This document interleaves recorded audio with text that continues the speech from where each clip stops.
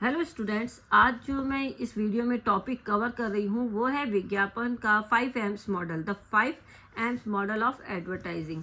ये जो विज्ञापन का 5 एम्स मॉडल है, इसका प्रतिपादन किसने किया है? फिलिप कोटलर द्वारा किया गया है। इस मॉडल के द्वारा उन्होंने विज्ञापन को क्या बताया है? एक अभियान की प्रक्रिया, यानी विज्ञापन को एक अभियान बताया है।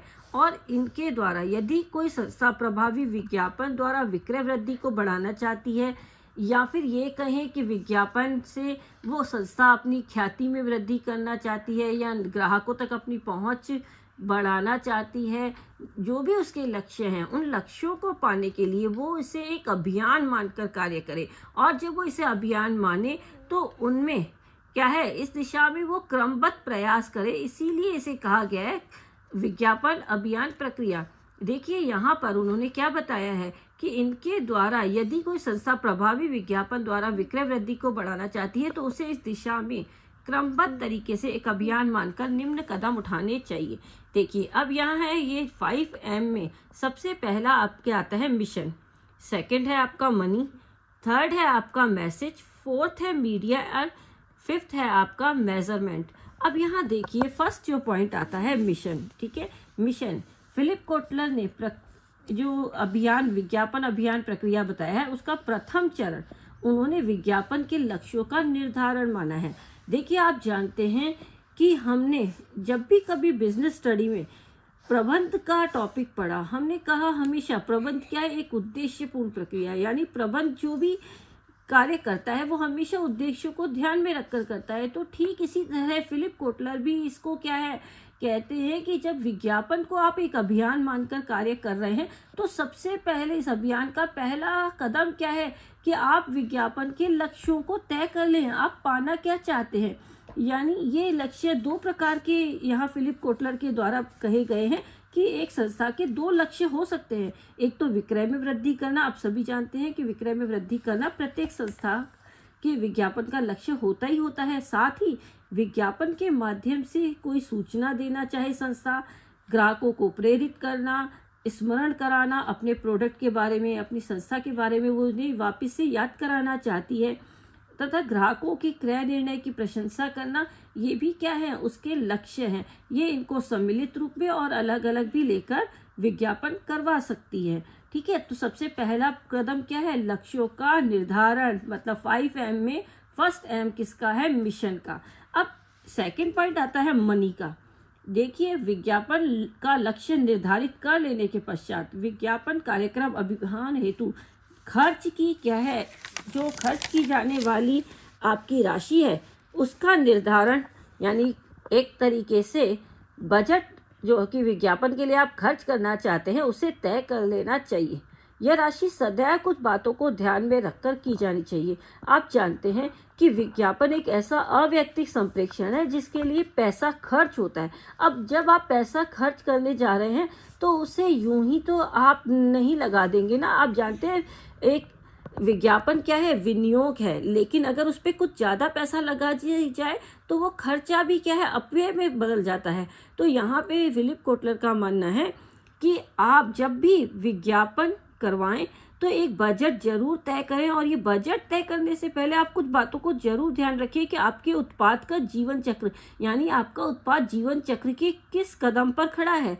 उत्पाद में आपके उत्पाद का क्या है? बाजार में हिस्सा कितना है, उपभोक्ताओं की संख्या क्या है, प्रतिस्पर्धा किस प्रकार की है आपके उत्पाद की, फिर विज्ञापन की आवृत्ति कैसी है, उत्पाद की प्रतिस्थापन क्षमता कैसी है। यानी अगर आप ये कहें कि आप अपने बजट का निर्धारण कर रहे हैं तो अपने विज्ञापन की आवृत्ति आप कितनी बार उसको क्या रिपीट करवाना चाहते हैं, आपके कॉम्पिटिटर जो हैं वो कैसी रणनीति अपनाते हैं, इन सबको ध्यान में रखकर बजट तैयार करें, ठीक है। नेक्स्ट आता है मैसेज।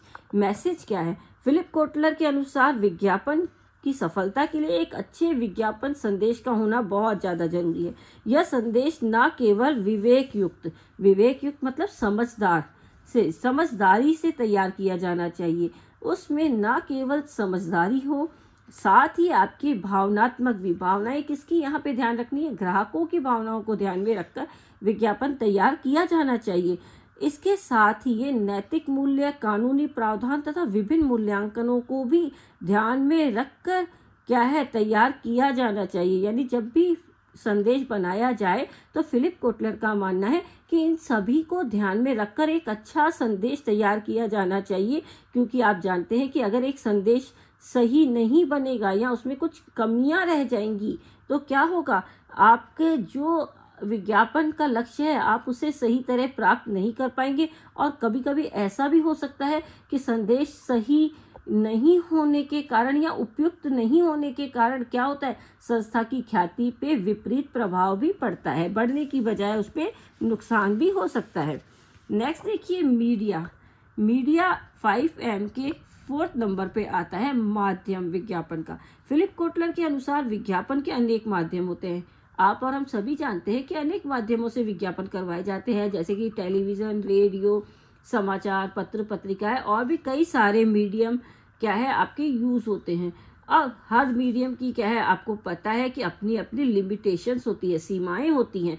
हर विज्ञापन का माध्यम हर तरह के संदेश के लिए उपयुक्त नहीं हो सकता है। तो विज्ञापन का माध्यम जब चुना जाए तो फिलिप कोटलर कहते हैं कि प्रत्येक व्यवसाय को विज्ञापन का माध्यम जब चुन रहा है तो बहुत ही सतर्कता एवं विज्ञापन के लक्ष्यों को ध्यान में रखकर करना चाहिए। यानी विज्ञापन के माध्यम का चुनाव बहुत ही सतर्कता से किया जाना चाहिए। जैसे विज्ञापन के माध्यम की लक्षित ग्राहक तक पहुंच सकने की स्थिति, मतलब अगर आपका माध्यम जो आपके लक्षित ग्राहक हैं, ठीक है, आपने जिन ग्राहकों को विज्ञापन पहुंचाना है, क्या आप जिस माध्यम को चुन रहे हैं वो वहां तक पहुंच सकने की स्थिति में, यानी उसकी कैपेसिटी है वहां तक पहुंचने की। ठीक है, आप कोई दूर दराज के एरिया में जब आप विज्ञापन करवा रहे हैं, जहां जैसे मान लीजिए गांव में विज्ञापन करवा रहे हैं, तो वहां पे आप अगर एक अशिक्षित समूह में विज्ञापन अगर समाचार पत्र पत्रिका या इसके माध्यम से करेंगे तो आपको पता है कि वो सफल होने के क्या है चांस बहुत ही कम है, जबकि वहाँ आप रेडियो, टेलीविज़न इनको अपना सकते हैं। तो माध्यम का चुनाव बहुत ही सतर्कता से करना चाहिए। दूसरा, उत्पाद का रंग रूप, उसके लक्षण, उसके प्रस्तुतिकरण के तरीके, ये भी बहुत मायने रखते हैं कि जब आप विज्ञापन का माध्यम चुन रहे हैं तो इन बातों पर भी ध्यान दें कि उसके क्या लक्षण और प्रकृति हैं। संदेश की प्रकृति कैसी है आपकी, ये भी बहुत इम्पोर्टेंट है कि संदेश आपका किस प्रकृति का रहता है। माध्यम की लागत, हर माध्यम क्या है आप जानते हैं कि हर माध्यम के लिए संस्था को कुछ न कुछ भुगतान करना होता है, तो हर माध्यम की अपनी एक लागत होती है। इस लागत को क्या है आपने जो बजट बनाया है उसमें से ही कवर करना है।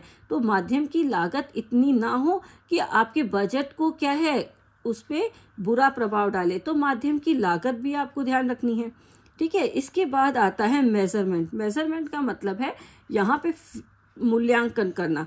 फिलिप कोटलर का क्या मानना है यहाँ पे मेजरमेंट के बारे में, वो कहते हैं कि आपके जब तक विज्ञापन की प्रभावशीलता का मापन नहीं होगा तब तक ये पता लगाना कठिन होगा कि हमारा विज्ञापन अभियान जो है, हमारा विज्ञापन का जो अभियान है, ठीक है, उसकी जो हमने प्रयास किए हैं, जो उसकी कार्यवाही हमारे द्वारा की गई है, वो विज्ञापन के लक्ष्यों को पाने में सफल रही है या नहीं रही है, और अगर यह रही है तो कितनी रही है, यानी सफलता हमने कितनी पाई है और असफलता हमें कितनी मिली है। यानी हम जो लक्ष्य लेकर चले थे उनमें हमने कितना क्या है अपना प्रभाव दिखाया है। ठीक है, तो ये है क्या है 5M, ठीक है, जिसमें आपने 5M को पढ़ा। सबसे पहले था आपका मिशन, सेकंड था मनी, थर्ड है मैसेज, फोर्थ है मीडिया और फिफ्थ है मेजरमेंट। ये पांचों M पढ़ने के बाद में अब आप फिलिप कोटलर की जो थ्योरी है उसे आप अच्छे से समझ गए हैं।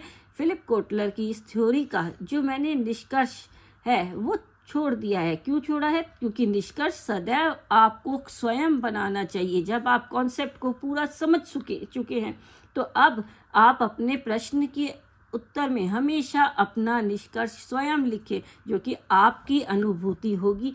मैं उम्मीद करूँगी आपको बहुत अच्छे से समझ में आ गया होगा। Thank you.